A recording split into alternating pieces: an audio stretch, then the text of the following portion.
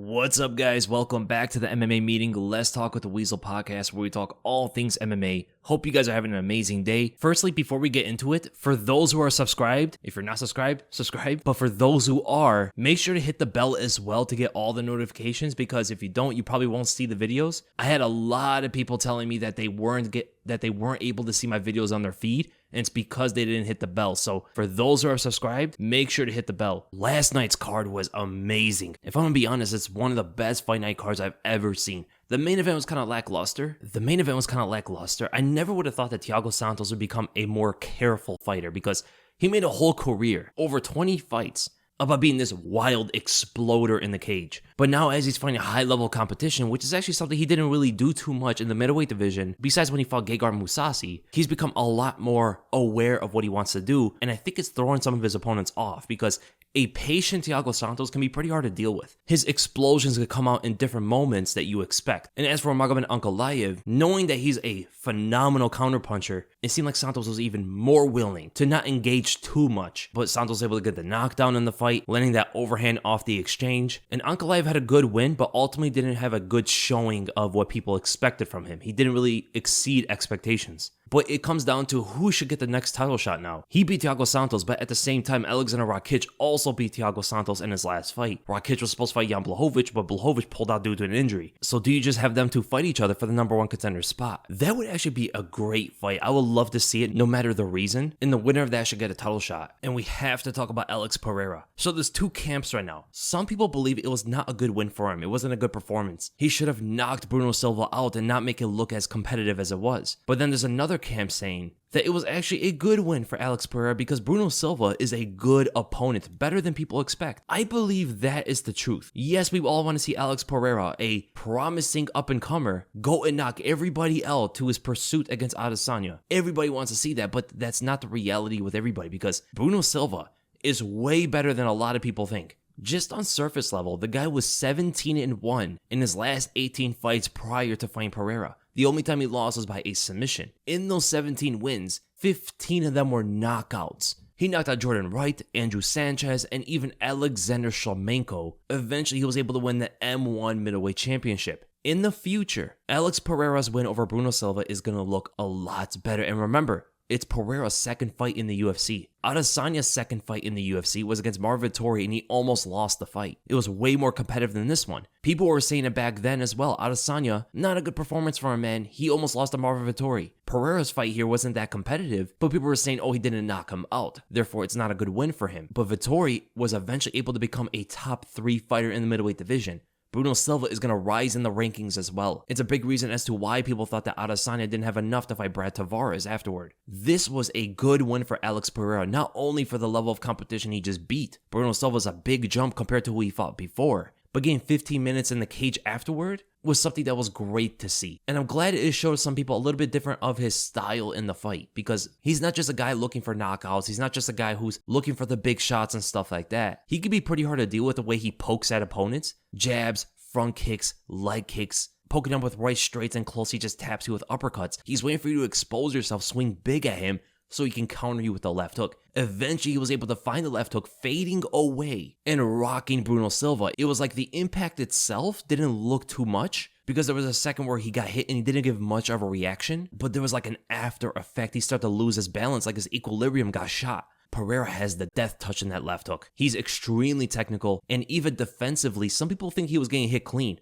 He really wasn't getting hit clean with most of the shots. He was rolling with most of them, and oftentimes was able to step off in the right angle to counter Silva with the body knees. Alex Pereira is going to be a problem for most of these guys, man. It's just a takedown defense. We got to see more from him, because getting taken down by Bruno Silva is not a good thing to see. He was able to get up very quickly every single time, and even later in the fight, as Silva started to get a little tired, he was defending all the takedowns, sprawling on them and all that stuff, but the actions weren't too quick. As of right now, I don't think he does too well against Vettori, Whittaker, and Brunson. Those are the 3 guys he has to watch out for. Most everybody else, he has a big chance in beating. And I'm pretty sure there's a question later about this, so I'm going to address his fight with Adesanya even more. And did you guys watch One Championship? That card was insane, man. I never was really able to get to it, but this one I watched. Thanh Lee with a fantastic performance over Garry Tonon. I mean, dealing with Garry Tonon's BJJ like that was so impressive. I never would have thought that someone like Tan Lee would be able to do something like that, because I've been watching Tan Lee for a while. I remember him back in Tough. He had always phenomenal striking, but his grappling was weak in comparison. Nobody wanted to strike with the guy, but he was easily taken down and handled on the ground. These days, he's putting it all together. He's training with Ryan Hall. He's a great guy to have as a champion in any organization. He's so fun to watch. I highly recommend everybody just watch some highlights from this guy. You're going to fall in love with his style, and he has the look of a fighter who can gain a lot of followers as well. Tough loss for Garry Tonon, man. I want to see this guy succeed. I mean, he is pretty young for this sport. He hasn't been doing it that long. That was his 6th professional fight. He fought a champion. Hopefully this doesn't discourage him too bad, because when, BJJ guys are using their main technique against someone and it's not working and they get knocked out for it, that could be super discouraging. I mean, I wonder how Ryan Hall is going to take his knockout loss. And now with Garry Tonon, I mean, BJJ guys in MMA right now aren't doing the greatest. It's really Charles Oliveira that's holding them all up. He's like carrying BJJ on his back. When you have guys like Kron Gracie losing, Garry Tonon losing, Ryan Hall losing, Jacare Souza losing. I mean, Andre Muniz is there. Damian Maia's over the hill. Brian Ortega's losing. It's really Charles Oliveira holding it strong for BJJ right now. And is it coincidentally, he's the most successful guy so far? Yeah, he's also the most well-rounded. You can't be a specialist in the sport anymore. It's way too difficult to get by, especially, becoming a contender or a champion, doing one thing only. I know Damian Maia back in the day said that he wants to become a champion just using BJJ. Maybe 15 years ago that was a possibility. Or even 10 years ago, that was a possibility. Today, you can't really do that. Everybody's getting good at everything. Or at least they're attempting to learn everything. If you're a Muay Thai fighter and you learn the basics of wrestling defense and BJJ defense and stuff like that, you're going to have a lot more success at this, right? You don't necessarily have to be an expert in every field. I think one day it will get to that. One day we're going to have every fighter be like an advanced boxer with elite BJJ and elite wrestling and all this put together. There's going to come a day where everybody's going to be like that, and the requirements to be a successful MMA fighter, the bar for that is going to be so high in the future. You're going to have like a long amateur career before you go professional. These days, you don't even have to do amateur that much. Couple fights and you can go right into pro. That's happened to so many fighters and still is happening today. And those guys are having success. In the near future, that is not going to be a reality. It might lean towards the other striking sports that have a professional and amateur scene, like Muay Thai and boxing and kickboxing and such, where they've been around for so long, the skills have advanced so far, where you're going to have a long amateur career before you go professional. MMA right now is still kind of young, so they don't really have that yet. But it's slowly turning, and you can see it with this fight. That's why I loved watching this one, because you were able to see the success for a specialist in this sport. It's over. It's over right in front of our eyes. It was working like 10 years ago, and now it's done. That's how fast this sport is evolving right now. And the other fight was John Lineker knocking out Bibiano Fernandes. That was a wild one. I did not expect Bibiano to knock John Lineker down. He actually dropped Lineker with a left hook. Something we never really see happen to Lineker before. I mean, Lineker is known not only for his power, of course, his the hands of stone, but for also a granite chin. You see the size of his head? Bantamweights weren't able to hurt this guy that much. But this one, he went up to featherweight. He went up another weight class and fought a guy much bigger than he is. I mean, he was a flyweight at one point, having a lot of success, went up to bantamweight, and now he's a featherweight. And so far, he's undefeated at one championship. He just became the champion. Bibiano Fernandes is a good opponent. A lot of people don't know about him too much, but he trains with Demetrius Johnson, I believe, unless he switched gyms. Excellent fighter, well-rounded, extremely good on the ground, though. But John Lineker is something else. A lot of people thought that Alexander Volkanovski's short for a featherweight division. John Lineker is 5'3". Now, we do have to make one disclaimer about the weight classes here, because remember, one championship has a different kind of structure for their weight classes, so they're not going to allow the fighters to cut too much weight. That is why John Lineker and Bibiano Fernandes are both at 145.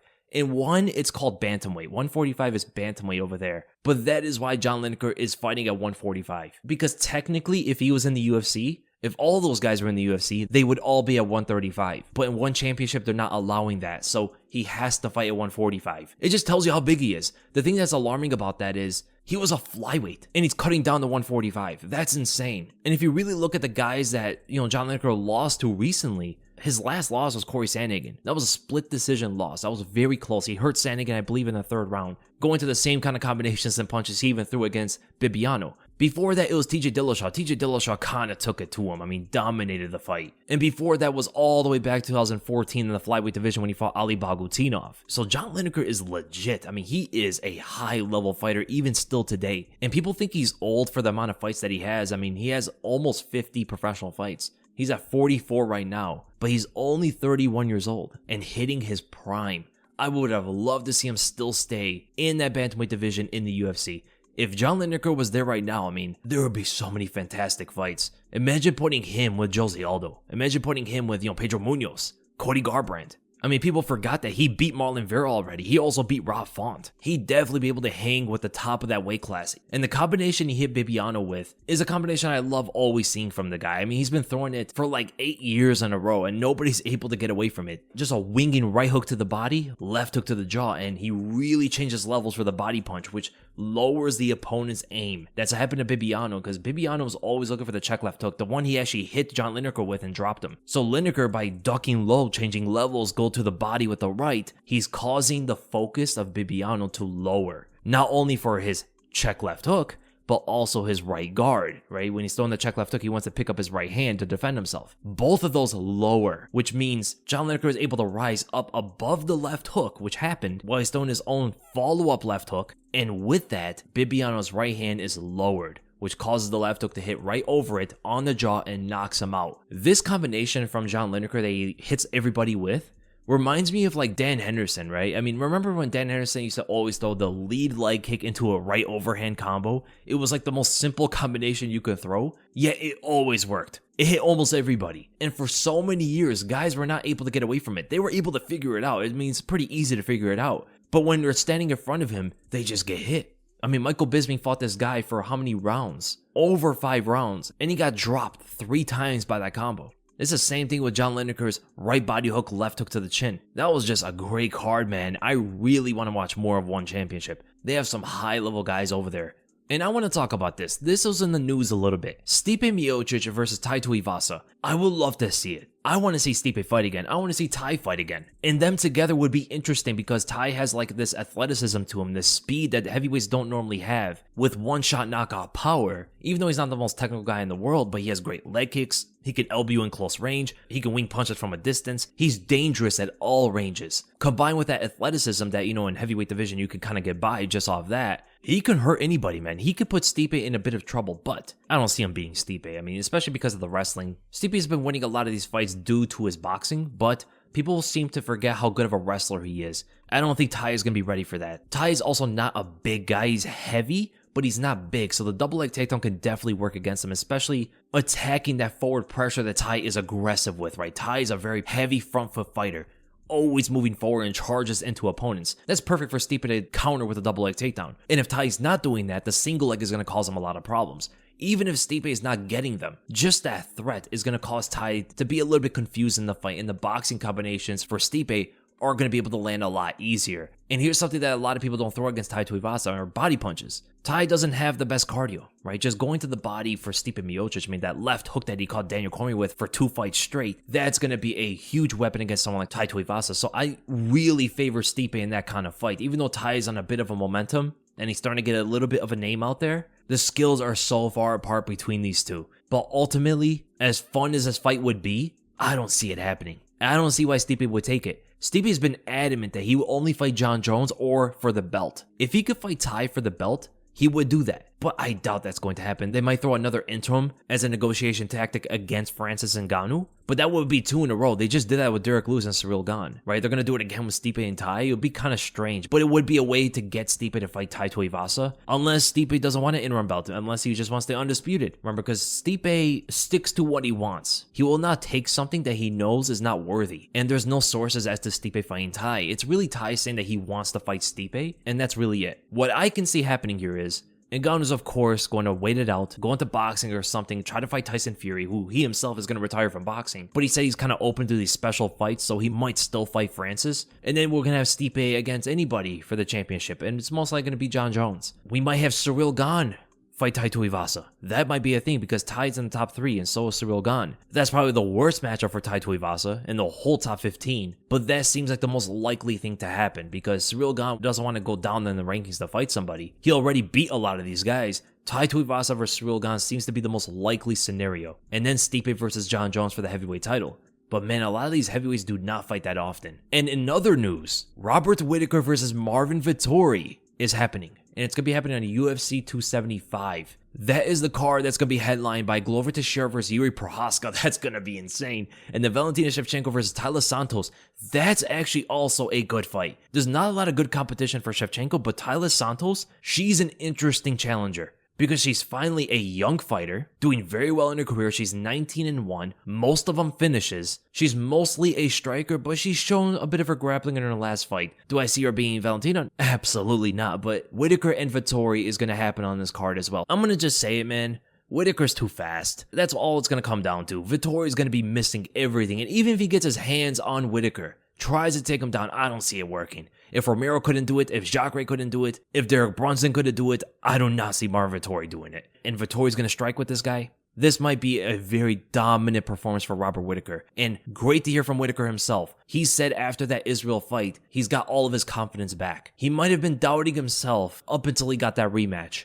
Right, so that's actually crazy to hear. When you really think about that, he fought Jared Cannonier and Kelvin Gastelum, not 100% mentally. Now he says he is. After reassuring how good he is against Israel, he knows for a fact now that he can beat him, and apparently should have won the fight. And now he's going against Marvin Vettori with 100% clearance in his mental state, as well as being the best he's ever been physically and technically. This is going to be an important fight because it's going to show to everybody how far apart Whittaker and Israel is from the rest of the division, because we saw what Vettori and Adesanya looked like. If we see that Whittaker does a similar thing or just absolutely destroys Vettori, what do you even do with this division? You gotta wait for Andre Muniz to do something. That's what it's gonna come down to. What can Andre Muniz do? If Whittaker goes out there and destroys Vettori, the middleweight division is gonna struggle outside those two top guys. And in that case, Whittaker might get another title shot sooner than we think. I said before this that, Whittaker probably won't get that title shot ever again if he loses this one, but I did not expect him to actually arguably win the fight. I did not expect that to happen. So Whittaker exceeded my expectations about that fight, and that puts him in a good spot in this division. Andre Muniz is lower in the rankings. I know Jared Cannonier is going to be fighting Adesanya, but there's not a lot of other guys there. If you look at the rankings right now, Adesanya is the champ, Whittaker is number 1, Cannonier is number 2, Vettori is number 3, Brunson, Strickland, and Costa are all number 4. Hermansson's number 7. I don't know how that makes any sense. How is Hermansson number 7 when there's no 5 or 6? Okay, Hermansson's number 7, I guess. Darren Till's number 8, Uriah Hall's number 9, Kelvin Gastelum number 10. Then you got guys like Imavov and Muniz at number 11 and 13. So there's 2 guys in the top 10 that are somewhat interesting to have them fight the champion. That's Jared Cannonier and Sean Strickland, mainly because they never fought him before. Cannonier is powerful, he can make anything happen, he has good leg kicks, he has extremely good precision with his hands, he's also pretty long with his punches, not the most technical guy in the world, but then you have Sean Strickland, who is a good defensive fighter. If he fights Adesanya, that might be one of the most boring fights of all time. Strickland's super defensive, but Adesanya is a counter fighter, doesn't like to lead, so we might see another situation where Adesanya and his opponent are staring at each other. Imavov, Muniz, and Pereira. We have to see what these 3 guys can do. Those are the real guys that we gotta wait for them to rise in the rankings so we can see what they can do against the top of this division, because Whittaker and Adesanya are holding this weight class with chains. And I gotta say it, man. I've been talking about guys I've been impressed with. The fighter I've been most impressed with in the last few weeks has been Bryce Mitchell. I talked about it, but man, when I look back at that fight, Bryce Mitchell has impressed me more than most fighters in like the last year or so. I'm gonna have to admit it, man. I didn't give him too much credit. I knew he was good, especially on the ground. I didn't give his striking too much credit and his wrestling. Man, did he show up against Barboza at a different level. He showed good power in his hands. He showed good wrestling as well. Bryce Mitchell is a real threat in that featherweight division. That guy has caught my attention like very few fighters in recent years. And with that, I'm going to get right to the questions. And I'm going to start with Patreon. First question by the Nanonites. Tai versus the top 5 of the heavyweight division. Okay, so number 5, Derek Lewis. Of course, he already beat him. Curtis Blades. I'm going to have to go with Curtis Blades. Stipe Miocic, I'm going to go with Stipe Ciryl Gane. Definitely Ciryl Gane. And then Francis Ngannou, for sure Francis Ngannou. Then Khamzat versus Izzy. How would it go down? Khamzat would take him down. If Whittaker can do it, I'm pretty sure Khamzat's going to be able to do it as well. Khamzat's a big guy. He's long. His wrestling is just on another level, I believe, than Whittaker's, offensively, that is. But here's the thing. Izzy is good against the cage at defending takedowns. He's like one of the last surviving guys of doing that. Most guys do not want to get on the cage to defend takedowns anymore. Is Izzy's takedown defense against the cage good enough to stop Khamzat? I don't believe it is. And here's another problem here. Khamzat doesn't need to get Izzy all the way to the ground because when Izzy gets tripped out unbalanced in some way, he always gives up his back and tries to run away from the opponent. Khamzat's gonna love that. You give his back to him, he's gonna either jump on it, try to choke you out, or he's gonna drag you back to the mat, or even pick you up and slam you back. So wrestling wise, I do see Khamzat taking over that fight. But when it comes to the striking, I gotta see more head movement from Khamzat Chimaev. I know he's good at changing levels at any moment. He showed that against Li Jingliang. It was perfect timing where he went from a high feint into a low shot. One of the fastest shots we've seen in the welterweight division. So he could definitely do something like that, and that could really put Izzy on the defense very quickly in the fight. But I just wonder if Izzy can catch him with a knee, the same knee he caught Derek Brunson with. If Khamzat doesn't do that, he's trying to box with Izzy a little bit or push him back using his boxing, does he have the head movement to get away from Izzy's counterpunches? I just don't know. But when you look at on paper, just look at the styles and the way these two guys fight, it puts Khamzat in the advantage. Because he's good against fighters moving backwards. That's what he wants. Guys like Khamzat and Khabib and Islam, you gotta actually push them back to start to pick out at their openings. When you're moving away from them, they're gonna shoot on the cage, and they have a lot of feints to set up that takedown. Against the fence, Izzy is good there, but I don't think he's gonna handle Khamzat Chimaev. Izzy is so long, so when he's stretching out against the fence like that, it can cause a lot of issues for fighters to trip him out, get behind his legs, get behind the hips, and all that stuff, all while he's fighting off your grip and breaking your posture. The thing with Khamzat is he doesn't need to get Izzy directly to the mat from that position. He just needs to get him off balance. That's it. And even when it comes in the striking, Izzy is mostly a counterpuncher these days, especially since he's become a champion, right? He's a different fighter as a champion than he was rising in the rankings. And that happens to most dominant champions, except Kamaru Usman, who actually was reversed. He was not as exciting as a contender, but now he's really exciting as a champion. With Adesanya, look at a counter Khamzat Chimaev coming in. He can really fall victim to a lot of those high feints into low singles, or just high feints into double legs, because I can't imagine these two guys are that different in weight. So the double leg takedown, I believe, from Khamzat is definitely going to be a big weapon against Izzy. I believe Izzy walks around 200, like 205 maybe, and Khamzat probably somewhere around there as well. 195 to 200. The more you think about the fight, the more you see Khamzat winning it. We just got to see how he does against Gilbert Burns and some of the other top contenders in the UFC. And then your next question, return fight for Conor and Jon Jones. Man, I don't want to answer that question. I know a lot of people don't want to see Conor fight for the belt, but that's what the plan looks like. As undeserving as it is, I want to see Conor versus Tony. If they could take Tony out of that Chandler fight and then put in Conor, that's the fight I would like to see. Or, Conor versus Nate or Conor versus Jorge. Any of those fights would be perfect for Conor. As for Jon Jones, Stipe. Let's do the heavyweight fight. Put Jon Jones up against Stipe because I don't want to see him fight Glover again. If Yuri beats Glover, now it could be somewhat interesting with Jon Jones. I don't think Jon Jones cares too much about it. I think he would rather fight Stipe Miocic for the heavyweight title because it's there for the open. If Francis is leaving, the heavyweight title is going to be vacant. And then with Jesse Griffin, Chael Sonnen recently went over his Mount Rushmore for middleweight. Who would be your Mount Rushmore for each weight class? Okay, this is fun. I'll just do the UFC just to make it more simple. Heavyweight division, Stipe Miocic, Cain Velasquez, Free Cain, Mark Coleman, and Brock Lesnar. The light heavyweight division is going to be Chuck Liddell, Randy Couture, Tito Ortiz, and I guess Jon Jones. I mean, it'd be pretty weird to see Jon Jones' face on a Mount Rushmore, but I guess you would have to. For the middleweight division, there's not a lot of guys to pick from. Anderson Silva's definitely up there. I mean, he's such a legend that he could take up all four heads. But Anderson, Adesanya, Whittaker, and Rich Franklin. The welterweight division is GSP, Matt Hughes, Kamaru Usman, and Robbie Lawler. The lightweight division, Khabib, BJ Penn, Rafael Dos Anjos, and Tony Ferguson. The featherweight division is definitely Jose Aldo, Max Holloway, Alexander Volkanovski, and I guess Conor McGregor. The bantamweight division, Dominic Cruz, Uriah Faber, TJ Dillashaw, and Renan Barão. The flyweight division, Demetrius Johnson, Joseph Benavidez, Davidson Figueiredo, and Henry Cejudo. Women's bantamweight division is Ronda Rousey, Amanda Nunes, Roxanne Modafferi, and Miesha Tate. The women's flyweight division, I mean, do we really have to pick one? Valentina Shevchenko. Oh yeah, put her head in all of them. And the women's strawweight division is, of course, Joanna Jędrzejczyk, Rose Namajunas. I want to say Jessica Aguilar, just for what she did throughout all MMA, but if it's just the UFC,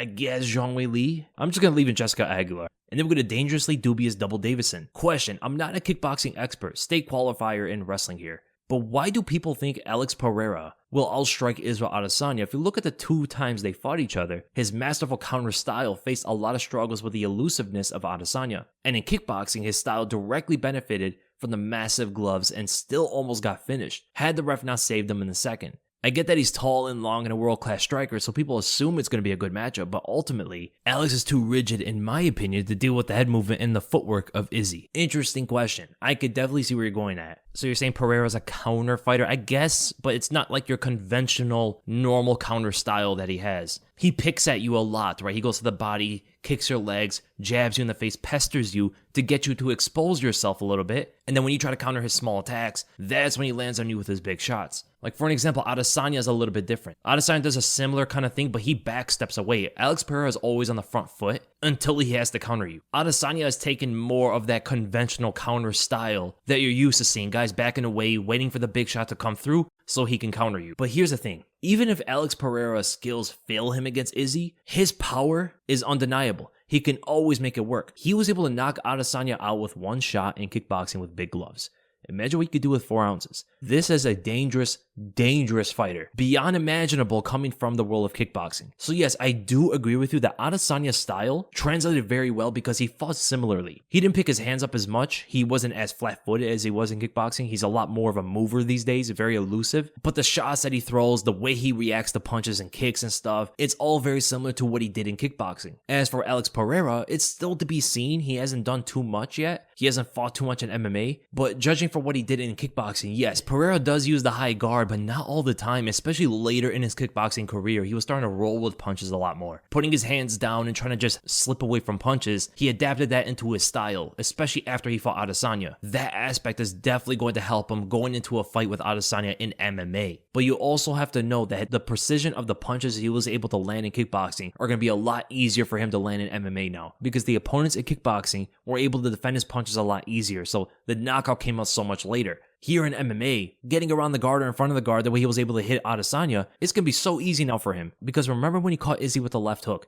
Izzy went up to put up a guard. He went up to guard up high, and the left hook went right in front of it. He landed it perfectly, fitting in the punch. And it's true that Izzy doesn't do that anymore in MMA, but here's the thing about Adesanya. He's changed more than you think. The Izzy that fought Kelvin Gastelum would be a very hard challenge for Pereira, but champion Adesanya, who will back up away from opponents, who will allow opponents to lead easier than ever before. That could be his demise against Pereira, because if Pereira was able to back him up against the cage, where now Adesanya could not lean on the ropes, how is he getting away from the left hook this time? He might have to shoot him for takedowns. The leg kicks are going to come a lot easier as well, because remember, in the second fight, he was landing a lot of those. Adesanya was having the most success against Pereira when he was aggressive. How is he going to fight Pereira backing away and countering? It's way too dangerous. Pereira's way too sharp on the offensive. So here's the thing, I do see Adesanya beating Pereira, but with everything about Alex Pereira, the skill that he has in the stand-up is like one of the only guys that can be somewhat comparable to Adesanya, at least, right? He's one of the only guys that knows how to fight Adesanya on the feet. Number 2,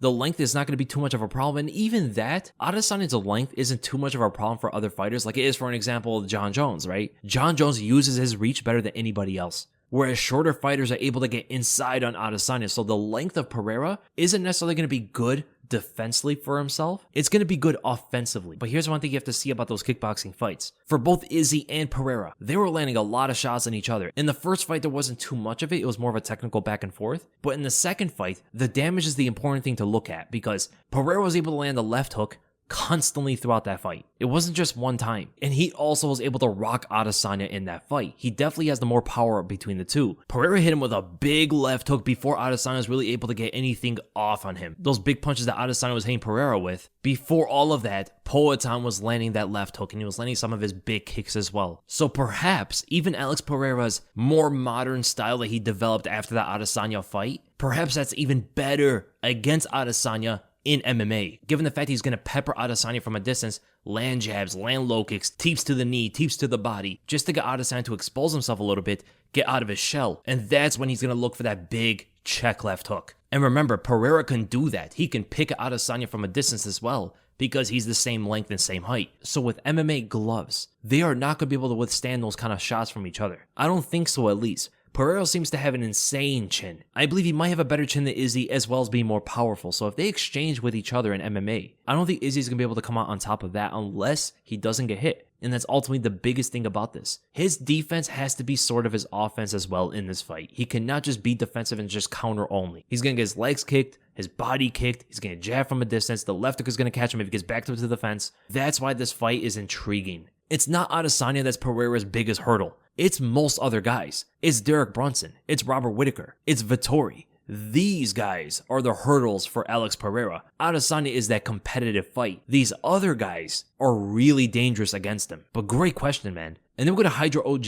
Who would win in a street fight between Conor and Tyson Fury? This would be a tough one, but I'd go with Conor maybe. Maybe if it doesn't get clipped early. Because I was able to see Darren Till, Darren Till's a big guy, but I was able to see Darren Till take Tyson Fury down very easily without really trying much. Not only that, Conor's really good with his kicks. Tyson Fury's not going to know how to react to them. The takedown is not going to be able to react to that. He doesn't even have to take Tyson Fury down. Just break his posture a little bit. Try to get his back, something like that. Conor's actually a decent grappler. But Fury, of course, has a giant chance of winning this as well if he lands early. It's going to be very difficult for Conor to get away from those punches. Tough, hypothetical fight to think about, but I guess I would lean to Conor. And then if you could pick one fighter from Bellator to join the UFC, who would it be? AJ McKee. 100%. That guy is amazing. If you could have any fighter past or present to do a podcast with you, who would you choose? Probably Khabib. I believe we have a good discussion about the sport and life in general. Back in Dagestan, he actually lived very similarly to how my family used to live. And I think we could have a very interesting perspective on how different that lifestyle actually is. I think GSP will also be pretty cool. And then we go right to the members.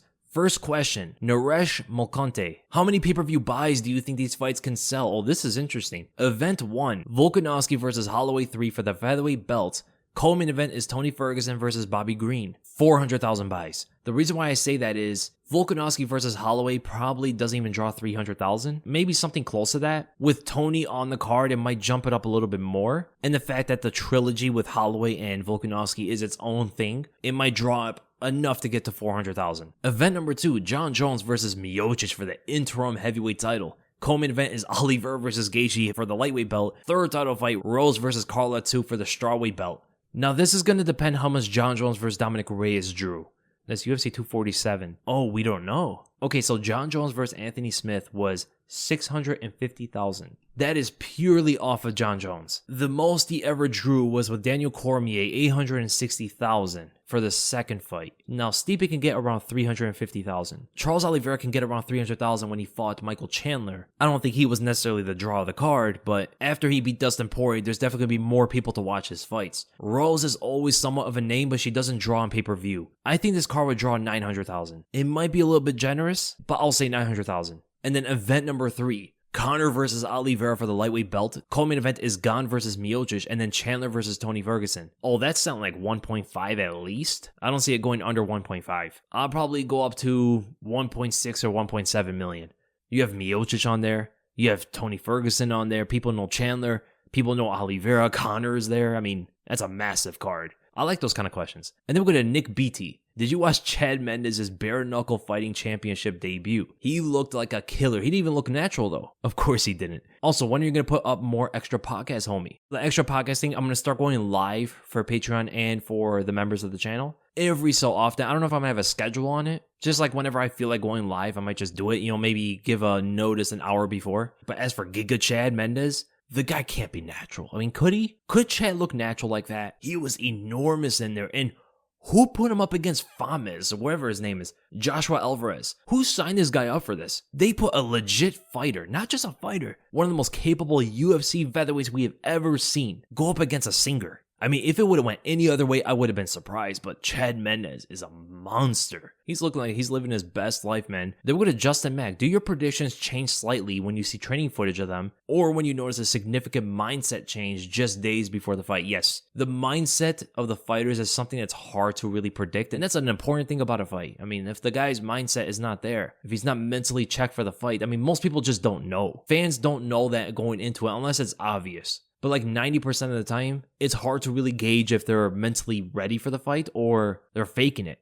If I do see a change and it's noticeable, my prediction about the fight definitely does change. And as for the training footage, not too much. If they look good, they look good. But if they look like they're injured or something, then it's definitely going to change my prediction of it. Then we go to Creamy Zeus. Hey Weasel, I've been thinking about amazing fighters that become champion, get bored, and don't perform as good as they used to, such as Izzy. Like Izzy before championship status was knocking guys out and putting on a show. But as of late, like after the Costa fight, he has been mediocre in most eyes. What solution methods or goals you have to set to get your head back in the game? This happens to so many guys, man. When they become champions, their perspective changes because now they're only looking to defend what they have instead of chasing and getting something from their opponent.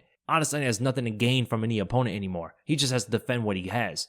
I guess he tried against Jan Blachowicz, but Jan was so tricky in the fight that Adesanya really couldn't get going. And the Paulo Costa fight was a tailor-made fight for him. Costa is a guy that was going to make Adesanya look really good. But when you look at other fighters who don't have that kind of style to make Adesanya look good, he kind of just coasts and does enough to win. We saw this with Jose Aldo back in the day. We saw it with John Jones. We saw it with Anderson Silva sometimes. And we saw it with GSP. They were a different fighter going up the ranks or out of the UFC or whatever it is. But once they became champion, some of their performances were just head-scratching. Just you don't really understand it. And people have to remember, it's not a physical thing. It's not something about their skills. It's all mental. They have changed what's important to them. And I know Adesanya says that, he gets bored in a fight, but it's all tied in together. When he was a contender, he had something to chase. He has something to look forward to. So he was blasting through opponents and making them look like they don't belong in there with him. Right? Look what he did to Derek Brunson. Look at his fight with Kelvin Gastelum. Now that he's a champion, what's the chase? What is he trying to grab? What is he trying to take from someone? There seems to be an issue with fighters putting goals on things that are not tangible. The tangible things are what their goals are. Champion belts, rankings, money. These are all things that are tangible that you can see it. But most fighters have a hard time of creating goals around intangible things, like trying to be the greatest of all time, being a fan favorite, finding a way to get more pay-per-view buys and stuff like that. These are all things that they have to create themselves in order to obtain that goal. The tangible things, like the belts and the ranks and the money, there's a set path in order to get those. So they don't have to be creative and think about the path they have to create in order to get them. So now Adesanya's come up with another goal where he wants to lap the division. But in order to lap the division, he doesn't need to be exciting. He doesn't need to revert back to how he used to be. He just has to do enough to win because that's ultimately what it is. He wants to win again against everybody in the division. His goals will have to change. And that's just specific to a fighter. That's like a subjective thing. What do you want for yourself? If he's going to be exciting again, he's going to have to look forward to just put on performances for the fans. Take a Vanderlei Silva approach to the game. You want to put on a show every single time and be a fan favorite. I don't think Adesanya is looking to do that though, because Adesanya has greatness to his side. Vanderlei did as well, but Adesanya is a long-reigning champion, and if he just all of a sudden tries to be exciting, it can definitely hurt him. So I think he hit a roadblock mentally after becoming a champion. Interesting question though, and then we go to Jax206.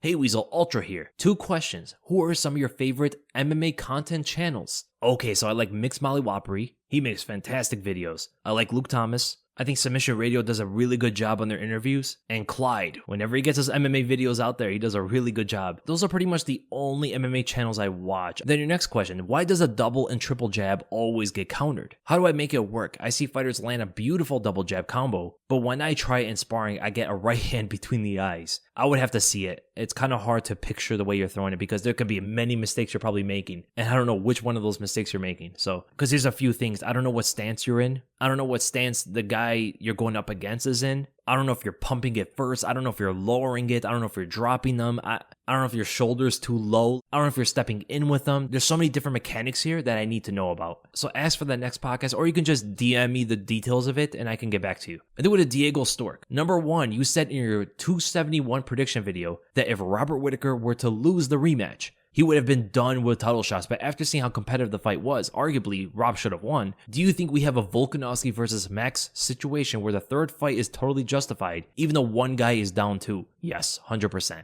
I never thought I would have said that, but yeah, I go back on it. I think he can get a third fight very soon with Adesanya. And number 2, let's say you're tasked with putting together a pay-per-view card that has to surpass McGregor versus Khabib and Buys.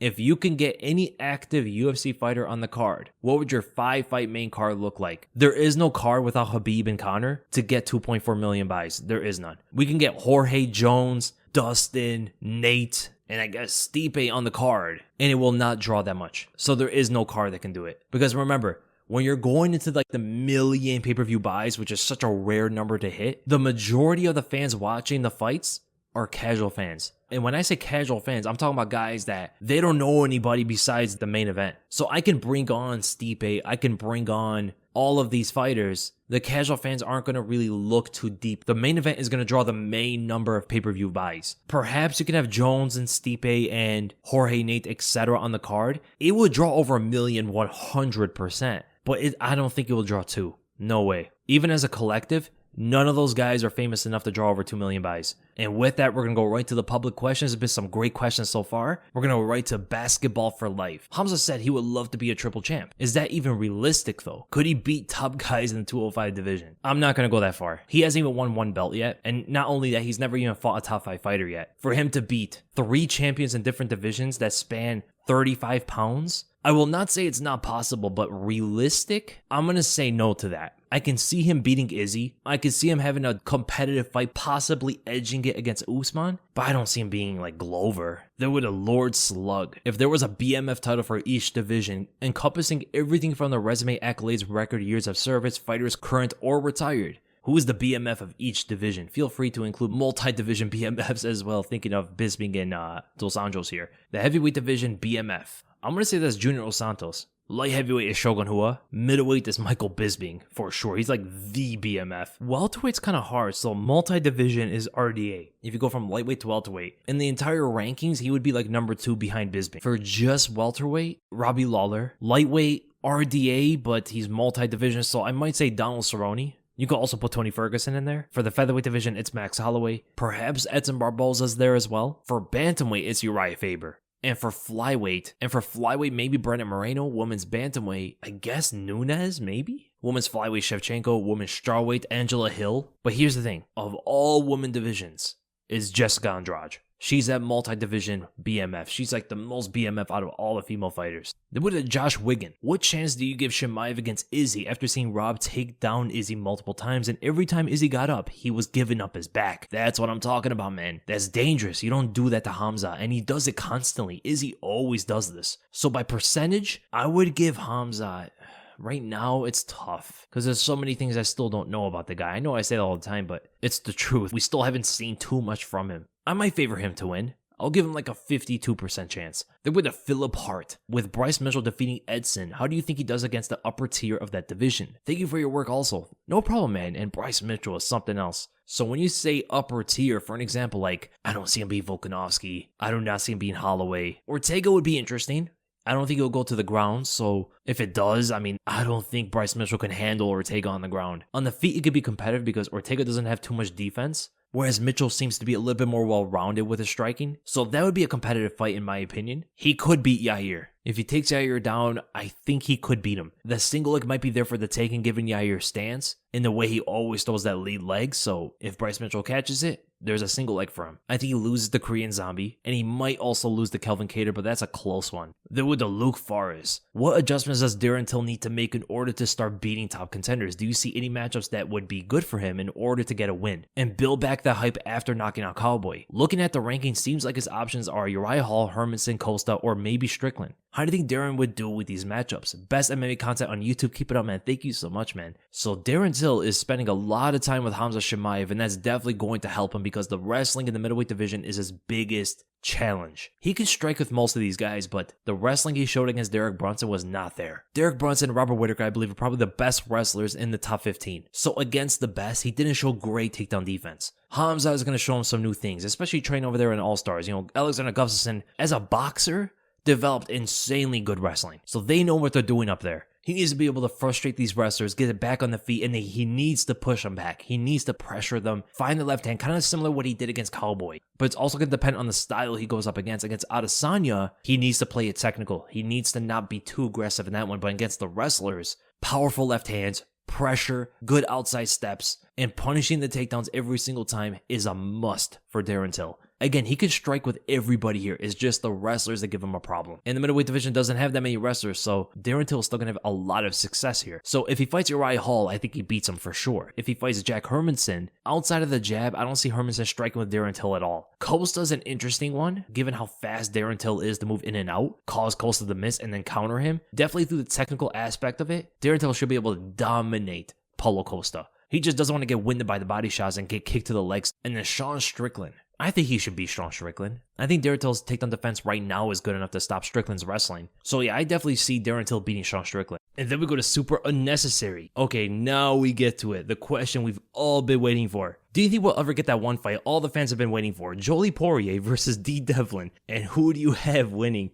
Also, I've been a subscriber for a while now, and I'm very impressed with how far you've come with your channel. Best in the game at breakdowns, and I truly mean that. Thank you so much, man. That means so much, but this fight might be the hardest to break down. One thing that we do know is that they're both strong mentally. I mean, they stuck with their guy through thick and thin. That tells me that neither of them are going to quit in the fight. But let's be honest here. When you think of Jolie, you know she's gone through a few scraps in her days. She's much more likely to get down. Whereas I don't think of Dee in that same way. So I would think Jolie would win, and she has 2 friends to help her out. And then we go to Carnage 29. How does Poirier do against top 15 at the 170-pound weight class? How does Covington do against the top 15 at 155 and 185? How does Petr Yan do at 145? Okay, that's a lot. So let's go through this really quickly. Dustin versus top 15. Loses the Shavkat, beats Ponzinibbio, beats Jean Leong, loses the Khamzat, beats Michael Chiesa, beats Neil Magny, loses the Sean Brady, beats Jorge Masvidal, beats Stephen Thompson, beats Bilal Muhammad, loses the Vicente Luque, loses the Leon Edwards, loses the Gilbert Burns, loses the Colby, and loses the Usman. Now, Colby at 155, I don't know how drained he will be, but let's just say his skills translate and he's healthy. He beats Diego, beats Riddell, beats Gamrot, Arman Tsarukyan. I'm going to go with Arman. I think he beats Fiziev, but that's a close fight. He beats Conor, beats Gillespie, beats Hooker, beats Tony, beats RDA again,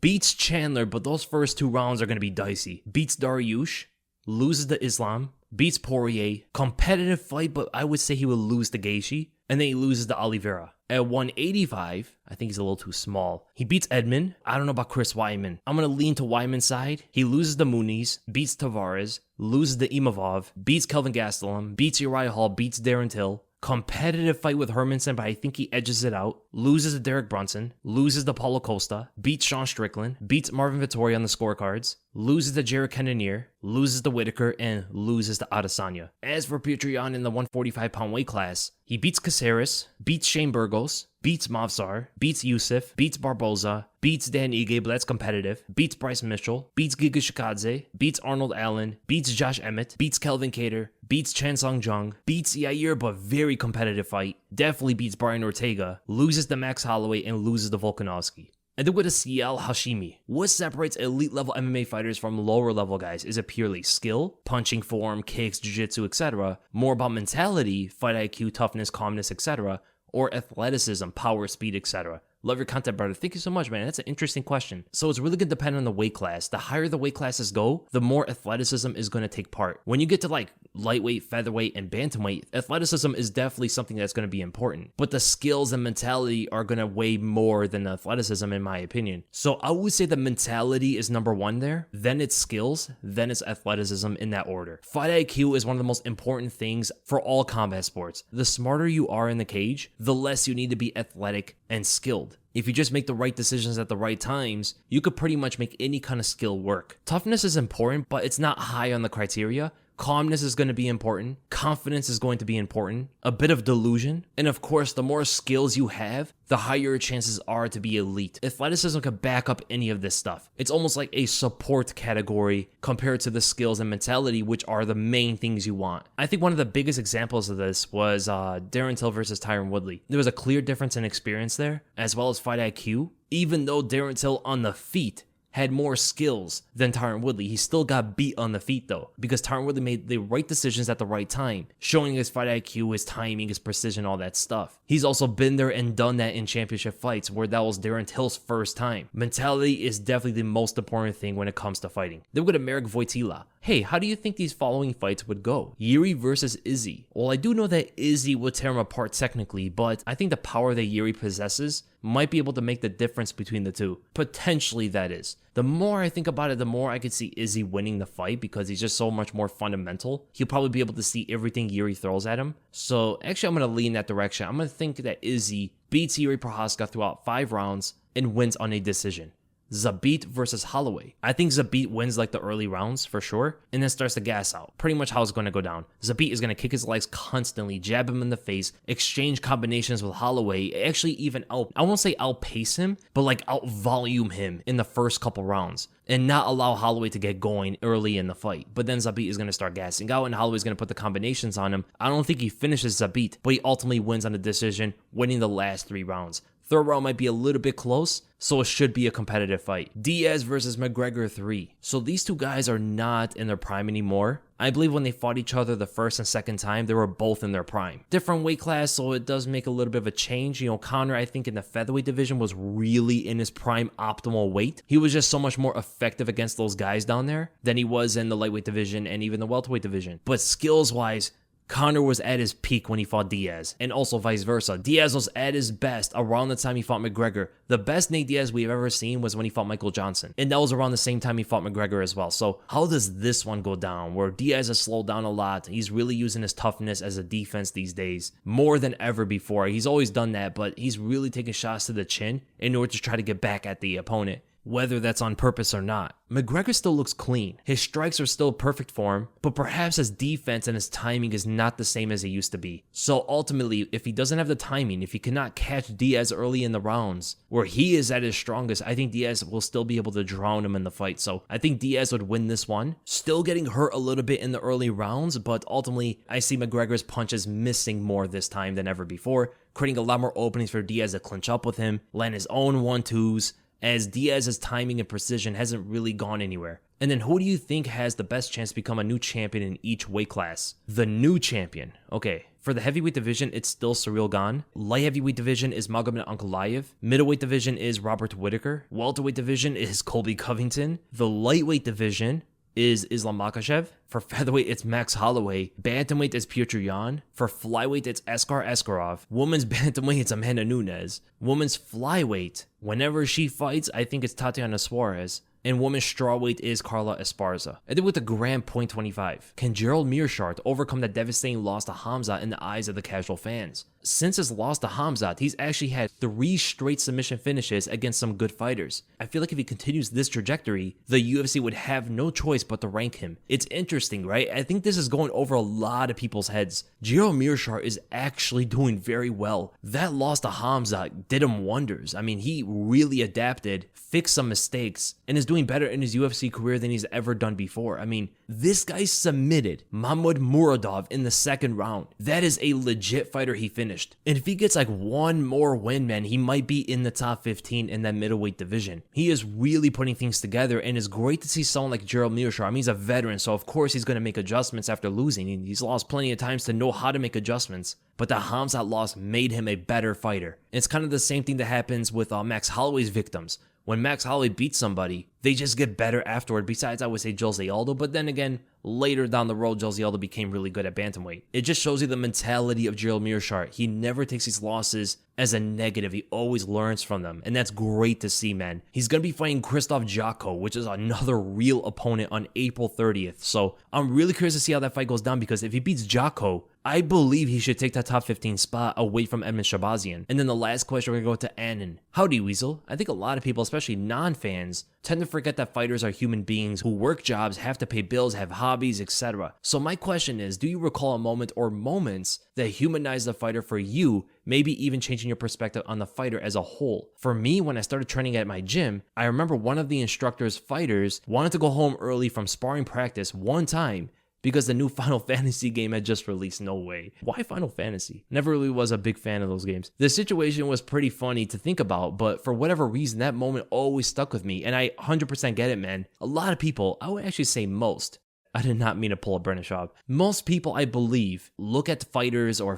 famous people or someone they admire, and they don't view them as a human being. In a sense, right? If you were to ask them, is that a human being? They're going to say, of course. But they don't treat them as such. This is for all celebrities, man. Everybody treats celebrities as otherworldly, like someone that needs to be worshipped. When the celebrities themselves, the fighters themselves, don't actually like this sort of thing. At least most of them don't. They want to be viewed as human. They want to be normal. You always hear them say, I'm just a normal guy who does this thing and people admire my work. Their work is phenomenal. What they do should be respected on a high level. But that's why when you see these fun moments where, like, the fighter or the celebrity does a certain thing that every human being does on a regular basis, it's like, oh wait, yeah, he's just like us. He's nothing different. That's pretty cool, because it becomes more relatable. The only guy that never does anything relatable is probably Tony Ferguson, but that's why we love the guy. Now, for me, I never really had that kind of thing where I looked at fighters or anybody like that as not human, or I treat them as such, because I've been training ever since I was a kid. So I've become used to seeing people at a high level, either training the class, I talk to them, they're in another session, but I'm able to make time to talk to them about certain things. So I used to see these people all the time. So for me, fighters always have looked human to me. The conversations are all normal when they're talking about their kids and stuff. It's like, yeah, they're a parent like everybody else. Or you see them struggle trying to make weight. You see them get frustrated when things don't go right in the gym. Like, this is all normal stuff that you see on a regular basis. And I've trained with a couple UFC fighters before. So it's most like a lot different from my perspective, because most fans don't interact with these fighters that closely, you know what I'm saying? Other than, getting pictures and stuff. But what I will say is there is one moment that made me admire a fighter more on a human level than ever before, and that was hearing Yoel Romero's story. When he went on the Joe Rogan podcast and he was talking about what happened to him and